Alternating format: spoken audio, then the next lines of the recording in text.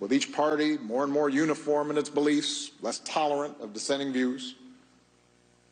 Media companies have figured out that there's a profit in playing to the extremes. But not here on NewsNation, as you know, where we talk to the left and the right, hear from all sides and all voices. The former president now touting what he calls pluralism, which he describes as living alongside individuals and groups who are different than us. Joining me now is the Democratic Congresswoman from the state of California, Sydney Kamlager-Dove. Congresswoman, thanks for being with us here on the Hill. Appreciate it. On a Friday night and coming in and being with us. Here's what I noticed from former President Obama. On the trail down the home stretch in October and November, he had no problem going after Donald Trump, talking about diapers, laughing him, mocking him.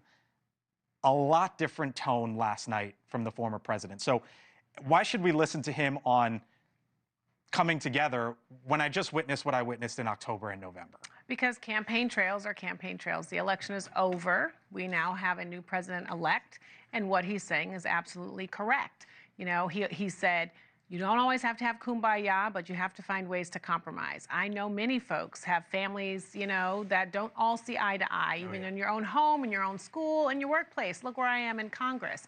And you still have to find ways to compromise. And that's what he is saying. Is he the best messenger for the Democratic Party right now? Because here's David Axelrod, who you know was senior advisor to Barack Obama for a very long time. He said, I think he'd be the first to agree. I think he would say that he's run his race and we need others to step up.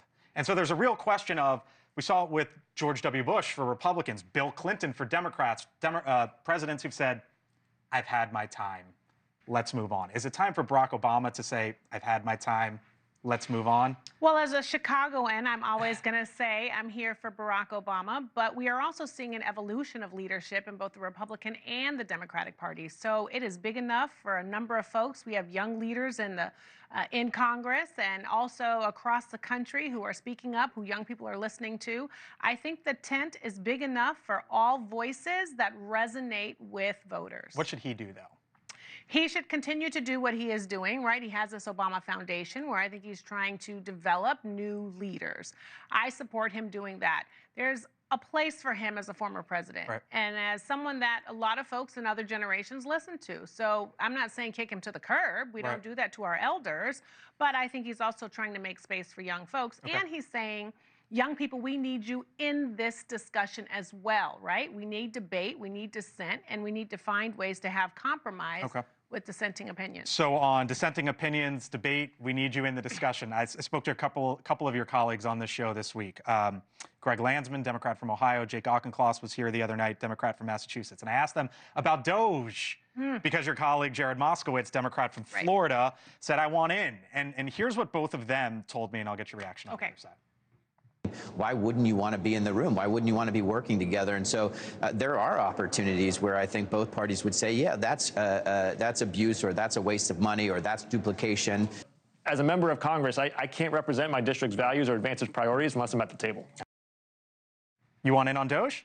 No. I think it's a fake position for fake people who are trying to cut programs that the American people need. I am certainly not interested in grandmothers across the country dying because DOGE is trying to cut their access to Social Security and Medicare. They're not going after Social Security. Well, what they're saying is they want to cut at least $2 trillion, and Congress has appropriation, the purse, for about $1.7 trillion. So what else they want to cut is going to have to come from mandatory programs that are keeping people alive. I do support looking at waste and fraud and abuse. Absolutely. How we can make government work better. Absolutely. And in fact, just was elected whip of the Congressional Black Caucus, 58 members, 62 in total. And so we're going to have to be at the table when we are negotiating with Republicans because their margin is so thin. So we do want to be at the table. We do want to make government work for everyone. Just not the DOGE table. Well, we want to be realistic. Okay. We want to be realistic.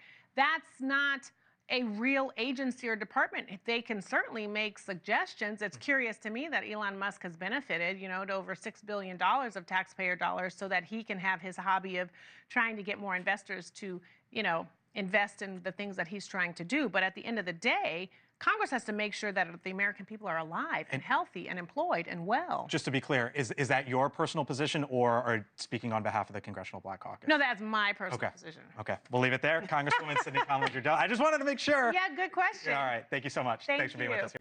Thank you for watching, and make sure you go to joinnn.com to find NewsNation on your television provider. And don't forget to click the red subscribe button below to get more of NewsNation's fact-driven, unbiased coverage.